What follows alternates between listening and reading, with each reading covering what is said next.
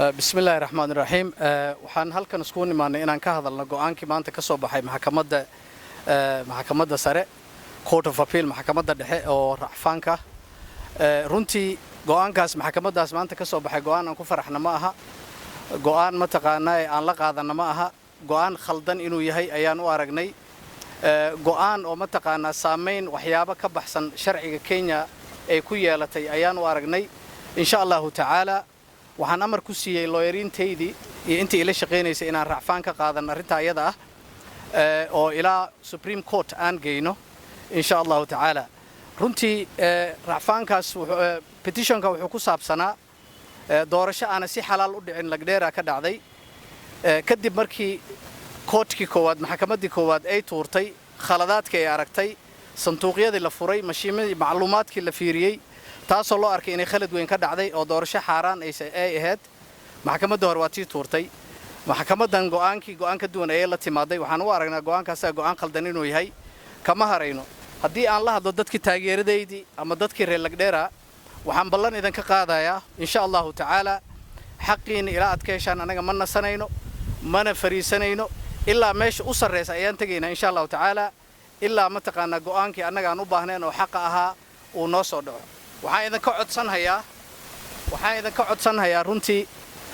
reer lagdheera waxaan idin ka codsanayaa taageera inaad amniga ku dadaashaan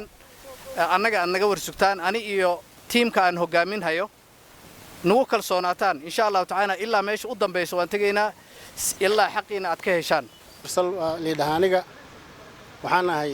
dadka reer lagdheera ee tiim zaytuun ahaa ee xaaladan aad ula socday waxaan cambaareynayaa maxkamaddan Court of Appeal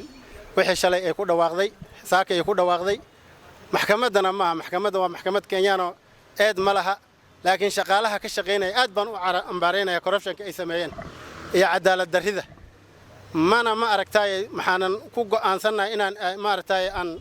aadno Supreme Court insha Allah ta'ala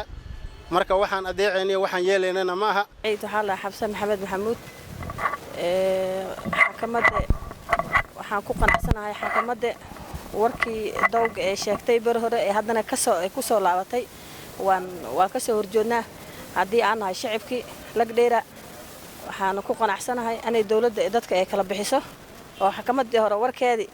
ee warkan dambe haddana tan dambe ay ku filiso yaan diyaar u nahay warka asaga ah hadda soo celiyeen waan ka soo horjoodnaa la yiraahdaa Maxamed Cabdi Barre nickname-kan waxa la yiraahdaa Sankoobile aniga waxaan ka mid ahaa shacabkii reer lagdheera ama dadkii deegaanka ah ee shalay siyaasadda markay socoteen la socday xaaladda waqtigan maanta la joogo ilaa hadda la joogana la socdo qaldaankii shalay annaga kumaan qanacsaneen ka dhacay meesha maxkamad ayaan ka aadnay muddo 6 biloodna waxa la xabinaysan maxkamadda High Court leh waan dareensanahay maxkamadda High Court Muqdisho dhexdeeda kuma taalo Kenya dhexdeeda laga xukumaa maxkamadda intee gadgadisay hawshan si walba u fiirisay computerka aragtay sanduuqyaha markii la furanay yani 88 police station oo lagdheera ku taale ayaa 9 kali laga furay 9 ka warigin qalad baa ku jiray maxkamadda markay go'aankeeda fiirisay by election bay dhacday maanta nimanka way diideen waxay ku soo aadeen Court of Appeal oo may fiirsanin waxaan ku qanca karnamaan arkayn maxkamad la gadgadiyo oo arrintada verdict la baarmaan arkayn dad handout qaata warna lacag qaati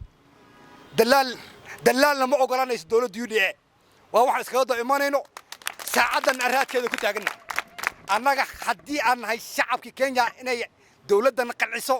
maxkamadaha qanciyaan Supreme Court ay go'aankaana yahay waana dareensanahay inaan wax cad kala imaan doono sabab ay tahay horaan u aragnay